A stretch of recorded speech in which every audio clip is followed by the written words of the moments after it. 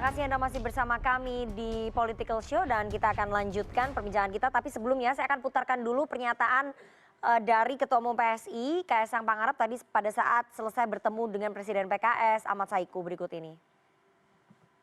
Dan kita sudah ada kerjasama tadi yang seperti saya bilang ada di Banten dan Kabupaten Lebak.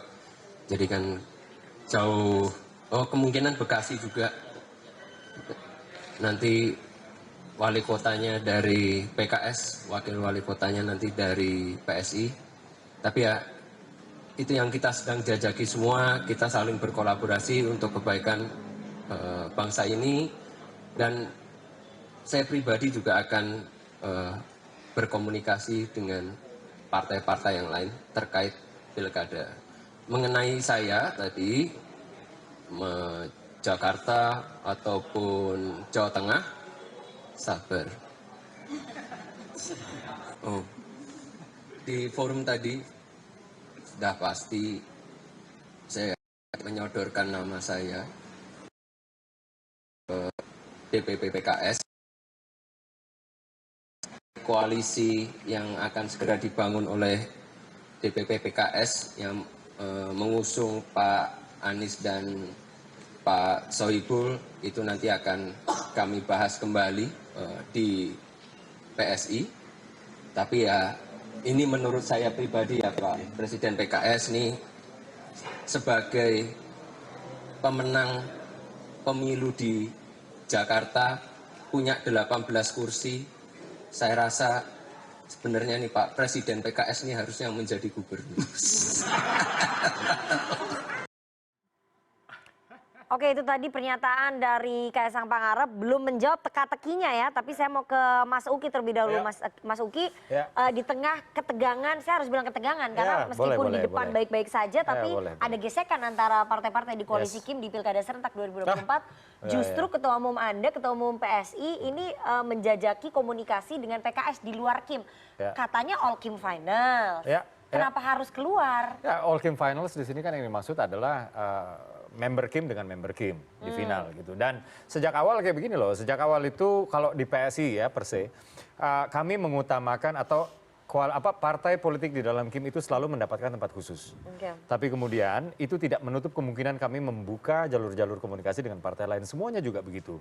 Jadi di Kim itu kami memiliki cita-cita yang sama, yaitu agar pemerintah pusat dan pemerintah daerah itu kebijakannya itu setarikan nafas. Kurang lebih seperti itu ya. Dan itu tidak berarti bahwa Kim itu memang harus di satu poros saja. Kayak gitu. Tapi kita usahakan di satu poros. Kurang lebih seperti itu ya. Jadi nggak tercapai ya. Kurang lebih seperti itu. Ya? Kalau disebut misalnya kayak gini, All Indonesian Finals itu artinya si A melawan si B, si A dan si B sama-sama orang Indonesia, itulah All Indonesian Finals. Yang menang in the end adalah Indonesia. Nah, All Kim Finals yang dimaksud di sini misalnya memang harus ya berkontestasi di sini adalah poros A dengan poros B, yang dimana poros A adalah Kim, poros B adalah Kim. Yang menang tetap Kim akan pada akhirnya nanti gitu. Jadi semuanya fine-fine aja. Tadi yang dimaksud dengan ketegangan tadi saya pikir dengan PKS sebenarnya. Ya sempat agak tegang sedikit ya karena PKS menyebutkan bahwa Pak Presiden yang dalam hal ini Pak Jokowi menyodorkan nama Mas Kaisang ke partai politik yang dimana itu kami bantah, bahkan Mas Kaisang sendiri menyebutkan bahwa Pak Sohibul Iman berbohong ya secara jelas ke media ya.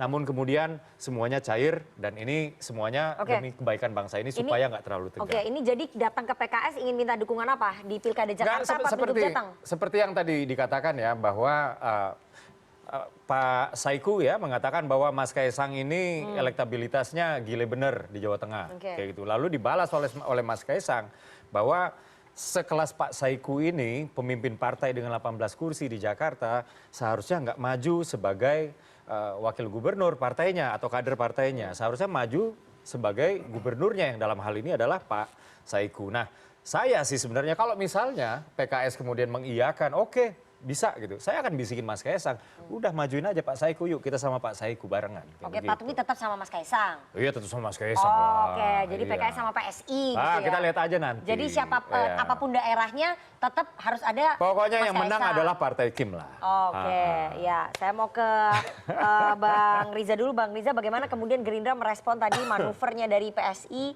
yang menjajaki koalisi ataupun komunikasi dengan di luar Partai Kim?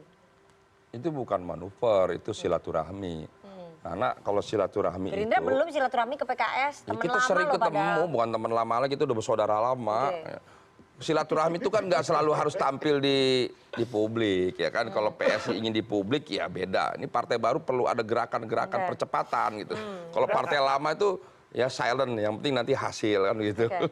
Jadi sekali lagi bahwa itu sindiran tingkat tinggi loh, Nana nggak nangkep Iya, saya tahu sebenarnya. Jadi sekali lagi ke PSI kan sebenarnya. enggak, jadi sekali lagi apa yang dilakukan oleh Kaisang itu sesuatu yang baik, apalagi ini partai yang baru dipimpin oleh anak muda yang muda, energik, ya harus begitu.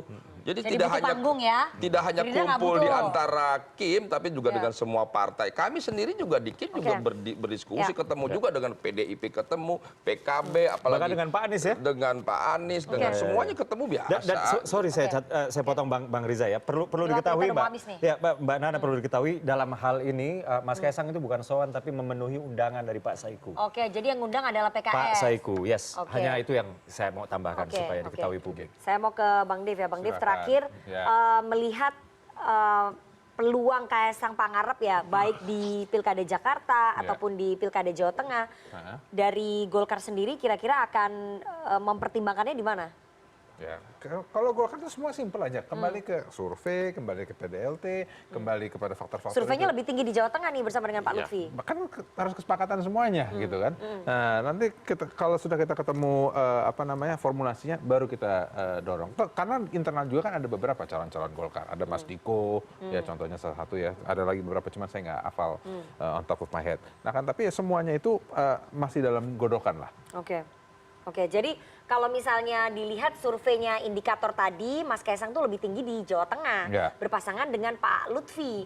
Kan berarti secara elektoral Mas Kaisang sudah memenuhi kriterianya Partai Golkar dong? Ya, kan ada beberapa faktor untuk menentukan. Tidak hanya, tadi Bang Riza bilang, itu salah satu penentu, tapi bukan faktor utama. Jadi ada faktor-faktor tersebut untuk menjadi pembobotan sebelum membuat keputusan akhir. Oke, terakhir ke Bang Panel, nanti saya baru ke Mas Toto sebagai closing. Bang Panel, kalau misalnya dilihat nanti Projo suaranya itu representasinya Pak Jokowi ya. Bagaimana kemudian nanti membagi nih? Kan pasti Gerindra pengen kadernya maju, Golkar kadernya pengennya maju. Terus gimana nanti Projo sebagai representasinya Pak Jokowi meredam supaya ini bisa saling berbagi, nggak saling bergesekan, gimana? Projo akan mengambil posisi politik selalu menjadi perekat dari koalisi Indonesia Maju. Pasnya Pak Jokowi sebagai perekat ya. Kami mengambil posisi politik itu. Ya. Terus? Dan ketika ada kader-kader Kim yang berkontestasi di satu lokasi, saya melihatnya itu over surplus. Artinya itu bagus gitu ya. Jangan sampai kemudian pilkada serentak di 545 karena juga ini meraciknya tidak mudah, berat gitu ya, dan kita punya kepentingan untuk memastikan calon-calon kepala daerah yang terpilih harus berpihak sama rakyat, mau menjalankan program-program rakyat dan sejalan senafas dengan pemerintahan terpilih di pusat. Nah, jadi posisi politik yang diambil itu menjadi perekat. Nah, Projo sendiri sudah saya sampaikan berkali-kali, setiap hari Jumat kita akan umumkan, ya. Kita akan umumkan siapa calon-calon yang akan didukung oleh Projo. Projo bukan partai politik yang bisa memberikan tiket terhadap calon tertentu. Dan dalam pilkada kita akan bertindak sebagai lampu sen politik. Ya, dan sekaligus representasi Pak Jokowi, begitu ya. Oke, terakhir, seberapa kuat sebetulnya Anda melihat pengaruhnya Pak Jokowi di pilkada serentak 2024, apalagi putranya tiba-tiba mencuat di survei pilkada Jateng? Presidennya Prabowo bukan lagi Jokowi pada saat 27 November. Itu satu clear. Yang kedua adalah jangan menyempitkan arti dari berkelanjutan dari pemerintahan pusat sampai pemerintahan daerah seakan-akan kalau yang menang bukan dari Kim itu akan terjadi pembangkangan. Nggak ada. Faktanya ketika orang sudah jadi bupati, wali kota, gubernur, takutnya itu Mendagri, takutnya itu sama Menteri Keuangan, takutnya itu sama Presiden. Kenapa? Hidup mereka itu kalau dari PAD itu kecil sekali. Butuh dari dana bagi hasil, DAU, dana alokasi umum, dana alokasi khusus. Jadi rata-rata pada akhirnya akan punya kepatuhannya sendiri kok terhadap pemerintahan yang berkuasa. Ya, artinya apa? Nanti dulu dong. Tapi terjadi loh. Nanti dulu dong. Kepala daerah disuruh partai-partai saja tidak motong yang punya tiket. Nanti dulu. Yang terakhir, saya pikir Kalau kemudian kita bicara mengenai makna pilkada, seperti kita sepakati pasca reformasi, jangan dikebiri makna masyarakat menjadi penentu itu hanya di bilik suara.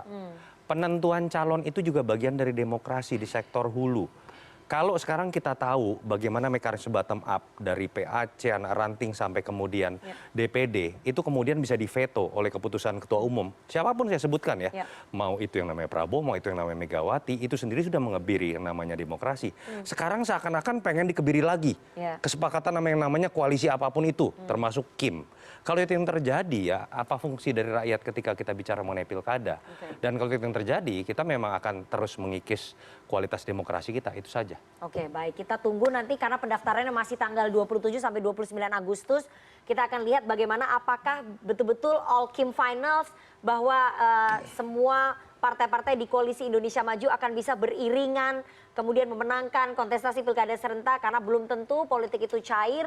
Partai-partai pastinya tidak akan mau saling mengalah karena sekali lagi ini akan berkaitan pada komposisi mereka ataupun kekuatan mereka di pemilu 2029 mendatang. Kita akan tunggu nanti bagaimana konstelasinya. Terima kasih kepada seluruh narasumber yang sudah hadir di studio pada malam hari ini dan kita akan ketemu lagi di Political Show Senin pekan depan jam 20.30 waktu Indonesia Barat. Saya Rifana Pratiwi pamit, selamat malam, sampai jumpa.